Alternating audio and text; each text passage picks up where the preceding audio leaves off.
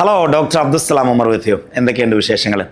സ്വന്തമായിട്ട് ഒരു ബിസിനസ് തുടങ്ങണമെന്ന് സ്വപ്നം കാണുന്ന ഒരാളാണോ നിങ്ങൾ? അതല്ലെങ്കിൽ ഒരു ബിസിനസ് തുടങ്ങിയിട്ടുണ്ട് എനിക്കറിയുന്ന പോലെയൊക്കെ, പക്ഷേ ഇനി അത് എങ്ങനെ മുന്നോട്ട് കൊണ്ടുപോകണം, എങ്ങനെ ബ്രാൻഡാക്കണം, എങ്ങനെ സിസ്റ്റം ആക്കണം എന്നുള്ള മുന്നോട്ടുള്ള യാത്രയിൽ വലിയൊരു കൺസെപ്റ്റ് ഇല്ലാത്ത കുടുങ്ങിക്കിടക്കുന്ന ഒരാളാണ്. അങ്ങനെ ഒരു ആളാണെങ്കിൽ നിങ്ങൾക്കുള്ളതാണ് ഈ വീഡിയോ.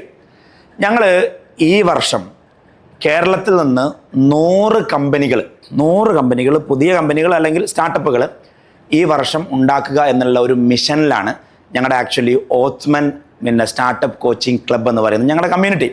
അപ്പോൾ ആരാണ് അതിലേക്ക് വരേണ്ടതെന്ന് ചോദിച്ചാൽ, നിങ്ങളൊരു ഡിഗ്രി കഴിഞ്ഞ ഒരു യുവതിയോ യുവാവോ ആയിരിക്കണം, 20നും 40നും ഇടയിൽ പ്രായമുള്ള ഒരാളായിരിക്കണം. ബിസിനസ്സിനോട് നിങ്ങൾക്ക് അതിയായ പാഷൻ വേണം. കറക്റ്റായിട്ടൊരു ഐഡിയ ഒന്നും വേണമെന്നില്ല. ബിസിനസ് എനിക്ക് തുടങ്ങണം, ഒരു ചെറിയ കൺസെപ്റ്റൊക്കെ ഉണ്ട്, പക്ഷേ അതിൻ്റെ ക്ലാരിറ്റി ഇല്ല, ഒന്നും പ്രശ്നമല്ല. പക്ഷേ പാഷൻ നിർബന്ധമാണ്. ഒരു ഓൺട്രപ്രണിയൽ ആപ്റ്റിറ്റ്യൂഡ് എന്നൊക്കെ പറഞ്ഞില്ല, ബിസിനസ്സുകാരൻ്റെ ചില ഗുണങ്ങളൊക്കെ വേണം. അതായത് അച്ചടക്കം, ക്ഷമ, അതുപോലെ തന്നെ ഫണ്ട് മാനേജ് ചെയ്യാനുള്ള കഴിവ്, ഡിസിപ്ലിന്, കൺസിസ്റ്റൻസി, അങ്ങനെയുള്ള ചില ഗുണങ്ങളൊക്കെ ഉള്ള ഒരാൾ. അപ്പോൾ നമ്മൾ എന്താ ചെയ്യാന്ന് വെച്ചാൽ, ഇവിടെ ഞങ്ങൾ ഏകദേശം 100ഓളം ഇത്തരം ഭ്രാന്തരായിട്ടുള്ള ബിസിനസ്സിനെ കുറിച്ച് ഭ്രാന്തമായ ചിന്തകളുള്ള, രാത്രിയിൽ ഉറക്കമൊഴിച്ച് ബിസിനസ്സിനെ കുറിച്ച് ചിന്തിക്കുന്ന, കണ്ണിലെണ്ണ ചിന്തിക്കുന്ന കുറേ ആളുകൾ. അപ്പോൾ ഒരാൾ വന്നു കഴിഞ്ഞാൽ ആദ്യമായിട്ട് നമ്മൾ പഠിക്കുക ഇദ്ദേഹത്തിൻ്റെ ഐഡിയ എത്രത്തോളം വയബിൾ ആണ് എന്നുള്ളതാണ്. അപ്പോൾ ഐഡിയയെക്കുറിച്ച് വിശദമായി മാർക്കറ്റ് റിസർച്ച് നടത്തി, അതിനെ പഠിച്ച്, അതിൻ്റെ ഡീറ്റെയിൽഡ് പ്രൊജക്റ്റ് റിപ്പോർട്ട് തയ്യാറാക്കി, അതിൻ്റെ കോമ്പറ്റീറ്റേഴ്സും കാര്യങ്ങളും മാർക്കറ്റ് ഷെയറും ഒക്കെ പഠിച്ച് ഈ ഐഡിയ ഒരു നടക്കബിൾ സാധനമാണോ അല്ലേ എന്നുള്ളത് ഒന്ന് ക്ലാരിറ്റി വരുത്തും. ഒരിക്കൽ ഈ ഐഡിയ നടക്കബിൾ ആണ് എന്നുള്ളൊരു ക്ലാരിറ്റി കിട്ടിക്കഴിഞ്ഞാൽ, ഐഡിയയുടെ വാലിഡേഷൻ കിട്ടിക്കഴിഞ്ഞാൽ, പിന്നീട് നമ്മൾ അതിൻ്റെ ഒരു ലീഗൽ ആൻഡ് ബ്രാൻഡ് ഇൻഫ്രാസ്ട്രക്ചറിലേക്ക് പോകും. ഒരു നല്ല പേരൊക്കെ ഇട്ട്, അത് നമ്മൾ അതിൻ്റെ ആ പേര് കോർപ്പറേറ്റ് അഫയേഴ്സിൽ അവൈലബിൾ ആണോ, ട്രേഡ് മാർക്ക് അവൈലബിൾ ആണോ എന്നൊക്കെ ചെക്ക് ചെയ്ത്, അതിൻ്റെ കോർപ്പറേറ്റ് അഫയറിൽ ആ കമ്പനി രജിസ്റ്റർ ചെയ്ത്, അതിൻ്റെ ബ്രാൻഡിനൊരു ലോഗോ ഒക്കെ ഉണ്ടാക്കി, ആ ലോഗോ ഒന്ന് ട്രേഡ് മാർക്കിന് കൊടുത്ത്, അതിൻ്റെ സോഷ്യൽ മീഡിയ അക്കൗണ്ടുകളൊക്കെ ഒന്ന് ബ്ലോക്ക് ചെയ്ത്, അതിൻ്റെ വെബ്സൈറ്റൊക്കെ ഒന്ന് എടുത്ത്, അങ്ങനെ അതൊക്കെ സെറ്റാക്കി, അപ്പോൾ ഒരു അടിസ്ഥാനപരമായ GST വേണമെങ്കിൽ GST ഒക്കെ എടുത്ത്, അപ്പോൾ ലീഗലി ആൻഡ് ബ്രാൻഡ് വൈസ് നമുക്ക് എന്തൊക്കെ വേണം അതൊക്കെ ഉണ്ടാക്കി. പിന്നെ അടുത്തത് ഈ പ്രൊഡക്റ്റ് അല്ലെങ്കിൽ സർവീസ്, അത് ഏത് സെഗ്മെൻറ്റും ആവട്ടോ. നിങ്ങളൊരു പക്ഷേ മാനുഫാക്ചറിങ് ആവാം, അതല്ലെങ്കിൽ നിങ്ങൾ റീറ്റെയിൽ ആവാം, അതല്ലെങ്കിൽ വേറെ ടെക്നോളജി ആവാം, അതല്ലെങ്കിൽ എഡ്യൂക്കേഷൻ ആവാം.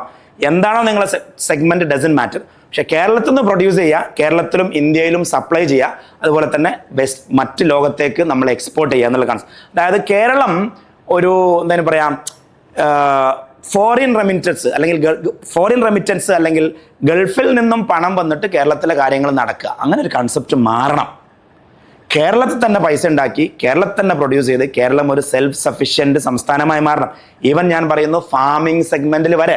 ഇനിയിപ്പോൾ നമ്മൾ കർണാടകത്തിലെ ലാൻഡിനെയോ അല്ലെങ്കിൽ തമിഴ്നാട്ടിലെ ലാൻഡിനെയോ ഒക്കെ ഉപയോഗിച്ചാലും കുഴപ്പമില്ല. പക്ഷേ കേരളക്കാരായിട്ടുള്ള ബിസിനസ്മാരും ചെയ്യുന്ന ഫാമിംഗ് ആയാലും ടെക്നോളജി ആയാലും എഡ്യൂക്കേഷൻ ആയാലും റീറ്റെയിൽ ആയാലും എന്തായാലും കുഴപ്പമില്ല. അങ്ങനത്തെ അപ്പോൾ നമ്മൾ ഒരു ഐഡിയ ക്ലിയർ ആയി, പിന്നെ അതിൻ്റെ ലീഗൽ അല്ലെങ്കിൽ ബ്രാൻഡിങ് ഇൻഫ്രാസ്ട്രക്ചർ ഒക്കെ ചെയ്ത്, ഇനി നമ്മൾ ഈ പ്രൊഡക്റ്റിനെ അല്ലെങ്കിൽ സർവീസിനെ എങ്ങനെ മാർക്കറ്റ് ചെയ്യാം പഠിക്കണം. അത് അപ്പോൾ ഇവിടെ നമ്മൾ പ്രായോഗികമായിട്ടാണ് ഓരോന്ന് ചെയ്യുന്നത്. ഇപ്പോൾ ഒരു ഉദാഹരണത്തിന്, ഇപ്പം എഡ്യൂക്കേഷൻ വേണമെന്ന് വെച്ചാൽ വേണം, ഒരു ബ്രാൻഡിൻ്റെ ഇൻഫ്രാസ്ട്രക്ചറുകൾ എന്തൊക്കെ എന്നുള്ളത് നമ്മൾ പഠിക്കണം. അത് എഡ്യൂക്കേഷനും നമ്മൾ തരും, അത് ചെയ്തും തരും. അതുപോലെ തന്നെ ഇപ്പോൾ ഒരു ലീഗൽ ഇൻഫ്രാസ്ട്രക്ചറുകൾ എന്തൊക്കെ, അത് പറഞ്ഞും തരും, അത് ചെയ്തും തരും. അതുപോലെ തന്നെ മാർക്കറ്റിംഗ് സ്ട്രാറ്റജികൾ എന്തൊക്കെ, അത് പറഞ്ഞും തരും, നമ്മൾ ഒരുമിച്ച് ചെയ്യുകയും ചെയ്യും. അങ്ങനെ മാർക്കറ്റ് ചെയ്ത് സെല്ല് ചെയ്ത് ഈ ഐഡിയയിലൂടെ നമുക്ക് പൈസ വരാൻ തുടങ്ങും. അത് അപ്പോഴാണ് നമ്മൾ ടെസ്റ്റ് ചെയ്യപ്പെടുക. നമ്മൾ ഐഡിയ ആക്ച്വലി ടെസ്റ്റ് ചെയ്യണം. അപ്പോൾ നമ്മൾ ചിലപ്പോൾ 1 ലക്ഷം 2 ലക്ഷം ഇങ്ങനെ പ്രോഫിറ്റ് ഉണ്ടാക്കി തുടങ്ങും. നമ്മൾ അതിന് വേണ്ടിയിട്ട് ഇൻവെസ്റ്റ് ചെയ്തൊരു ക്യാഷ് ഉണ്ടാവും പഠനത്തിന് വേണ്ടി, അതൊക്കെ നമുക്ക് തിരിച്ച് കിട്ടി തുടങ്ങും.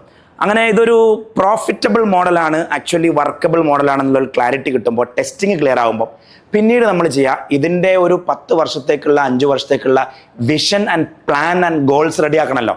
അതിരുന്നിട്ട് റെഡിയാക്കിയിട്ട് ഒരു കംപ്ലീറ്റ്ലി നാളെ ഒരു ഏഞ്ചൽ ഫണ്ടിങ് വരുന്ന, അല്ലെങ്കിൽ ഒരു VC ഫണ്ടിങ് വരുന്ന, അല്ലെങ്കിൽ ഒരു പ്രൈവറ്റ് ഇക്വിറ്റി ഫണ്ടിങ് വരുന്ന, അല്ലെങ്കിൽ ലോങ് ടേമിൽ ഒരു IPO വരെ എയിം ചെയ്യുന്ന ഒരു കമ്പനിയിലേക്കുള്ള ഒരു സ്ട്രാറ്റജിക് പ്ലാൻ നമ്മൾ ഉണ്ടാക്കും. അങ്ങനെ ഉണ്ടാക്കുമ്പോൾ നമുക്ക് തോന്നുകയാണ് നമ്മുടെ ബ്രാൻഡിനെ ഒന്നൊന്ന് പിച്ച് ചെയ്യണമെങ്കിൽ നമുക്ക് നല്ലൊരു ഫണ്ടർ, നല്ലൊരു ഇൻവെസ്റ്റർ വേണം തോന്നും. അപ്പം അങ്ങനെ സമയത്ത് നമ്മൾ തന്നെ അപ്പുറത്തേക്ക് നോക്കിയാൽ നമുക്ക് കുറേ ബിസിനസ് ക്ലബ്ബുകളുണ്ട്. ബിസിനസ് കോച്ചിങ് ക്ലബ്ബും ബിസിനസ് ഇമേർഷൻ ക്ലബ്ബും ആയിട്ട് 1000ഓളം വരുന്ന ബിസിനസ്സുകാരുള്ള ഒരു ക്ലബ്ബ് നമുക്കുണ്ട്. അവിടെ നമ്മൾ കഴിഞ്ഞ 10 വർഷമായിട്ട് അവരെ എഡ്യൂക്കേറ്റ് ചെയ്തിട്ടുള്ളൊരു സംഭവമാണ്, നിങ്ങൾ നിങ്ങളുടെ ബിസിനസ്സിൽ നിന്ന് കിട്ടുന്ന ലാഭത്തിൻ്റെ ഒരു 5% 10% എപ്പോഴും നിങ്ങൾ സ്റ്റാർട്ടപ്പുകൾക്ക് വേണ്ടി ഇൻവെസ്റ്റ് ചെയ്യണം. കാരണം സ്റ്റാർട്ടപ്പ് ചിലപ്പോൾ കിട്ടിയാൽ ഭയങ്കര കിട്ടലായിരിക്കും. എന്ന് മാത്രമല്ല, ഒരു യുവാവിൻ്റെ സ്വപ്നത്തിന് നമ്മൾ ചിറക് നൽകുന്ന ഒരു പ്രോസസ്സ് കൂടിയാണ്. അതുകൊണ്ട് അതിനൊരു സാമൂഹിക കമ്മിറ്റ്മെൻറ്റും കൂടി ആയിട്ട് കണ്ടിട്ട് സ്റ്റാർട്ടപ്പുകൾ നിങ്ങൾ ഇൻവെസ്റ്റ് ചെയ്യണം എന്ന് നമ്മൾ അവരെ എഡ്യൂക്കേറ്റ് ചെയ്യുന്നുണ്ട്. അപ്പോൾ അവരത് അവർ നോക്കി നിൽക്കുന്നത് എന്നോട് എപ്പോഴും ചോദിക്കുന്നൊരു ചോദ്യമാണ്, ഡോക്ടറെ ഈ ഇൻവെസ്റ്റ് ചെയ്യാൻ പറ്റിയ സ്റ്റാർട്ടപ്പുകൾ എവിടെ കിട്ടുക എന്നുള്ളത്. അതെൻ്റെ അടുത്ത് ഉത്തരമില്ലായിരുന്നു. ഇൻവെസ്റ്റ് ചെയ്യാൻ പറ്റിയ സ്റ്റാർട്ടപ്പുകൾ എവിടെ കിട്ടുകയെന്ന്.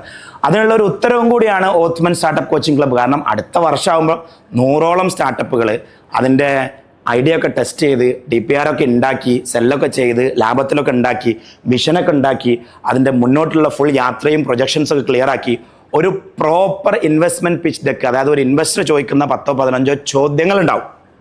ആ ചോദ്യങ്ങൾക്കൊക്കെ ആദ്യമേ നമ്മൾ ചോദ്യങ്ങൾ മുന്നിൽ കണ്ടുകൊണ്ട് ഉത്തരങ്ങൾ കണ്ടെത്തി ക്ലാരിറ്റി ഉള്ള ഒരു ഇൻവെസ്റ്റ്മെൻറ്റ് പ്രപ്പോസൽ. ആക്ച്വലി ഇൻവെസ്റ്റ്മെൻറ്റ് ഇല്ലാത്തതല്ല ഒരു ബിസിനസ്സിൻ്റെയും പ്രശ്നം. ബിസിനസ്സിൻ്റെ പ്രശ്നം ആ ബിസിനസ് ആക്ച്വലി ഇൻവെസ്റ്റബിൾ അല്ല. എൻ്റെ അടുത്ത് പല ആളുകൾ പറയുകയാണ്, എനിക്ക് ട്രെയിനിങ് ഒന്നും വേണ്ട, എൻ്റെ ബിസിനസ്സൊക്കെ ഓക്കെയാണ്, ഒരു ട്രെയിനിങ്ങും വേണം, എനിക്ക് ഇൻവെസ്റ്റ്മെൻറ്റ് തരുമെന്ന്. അപ്പോൾ ഞാനെടുത്തിട്ട് ചെക്ക് ലിസ്റ്റ് നോക്കും, മോനെ ഇതുണ്ടോ? ഇല്ല.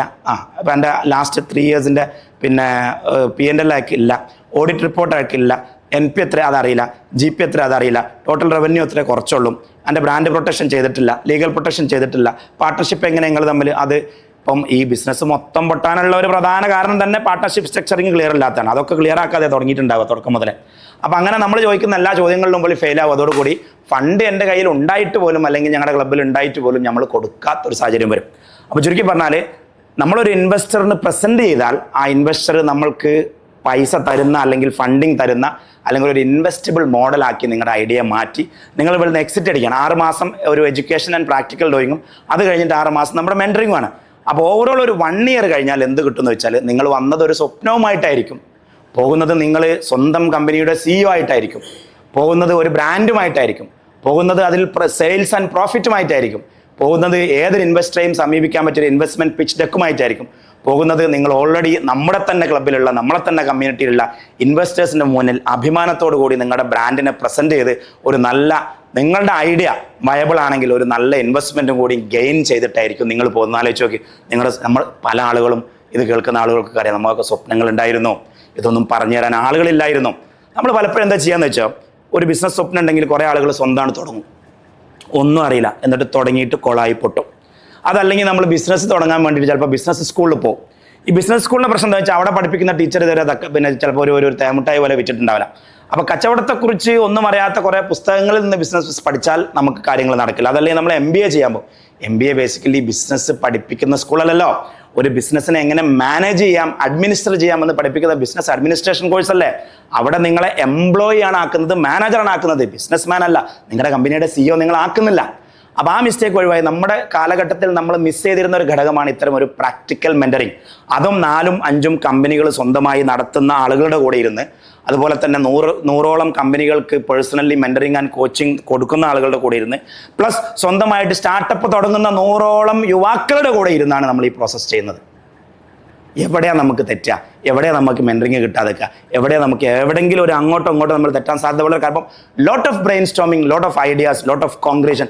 അപ്പോൾ ക്ലാരിറ്റി വളരെ ക്ലിയർ ആയിട്ട് വരുമ്പം തന്നെ ബിസിനസ് പരാജയപ്പെടാനുള്ള സാധ്യതകൾ വളരെ കുറയും.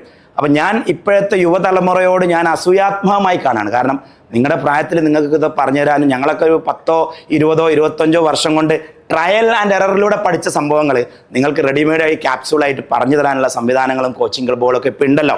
അപ്പോൾ അവസരങ്ങൾ ഉപയോഗപ്പെടുത്തുക. You are very smart, very educated, very talented, very progressive thinking. ആ സ്കില്ലുകളൊക്കെ ഉപയോഗിച്ചുകൊണ്ട് നമുക്ക് നമ്മുടെ നാടിനെ ബിൽഡ് ചെയ്യാൻ പറ്റും. അതിനുവേണ്ട എല്ലാ സംവിധാനങ്ങളും ഞങ്ങൾ ഓത്ത്മൻ സ്റ്റാർട്ടപ്പ് കോച്ചിങ് ക്ലബ്ബിൽ ഞങ്ങൾ ഒരുക്കിയിട്ടുണ്ട്. നിങ്ങൾക്ക് വേണ്ടത്, എനിക്ക് സ്വന്തമായിട്ടൊരു കമ്പനി ബിൽഡ് ചെയ്യണം, ഒരു സ്റ്റാർട്ടപ്പ് ബിൽഡ് ചെയ്യണം, ഒരു ബ്രാൻഡ് ബിൽഡ് ചെയ്യണം എന്നൊരു ഭ്രാന്തമായ സ്വപ്നമുണ്ടോ, ഞങ്ങളിലേക്ക് കടന്നു വരും. നമുക്ക് ഒരുമിച്ച് ഈ സംസ്ഥാനത്തെ, നമ്മുടെ നാടിനെ, നമ്മുടെ രാജ്യത്തെ നമുക്ക് ബിൽഡ് ചെയ്യാം. ഒരു സെൽഫ് സഫിഷ്യൻ്റ് സംസ്ഥാനമായി ഈ വർഷം 100 കമ്പനികൾ കേരളത്തിൽ നിന്നും വരും, 100 ബ്രാൻഡുകൾ.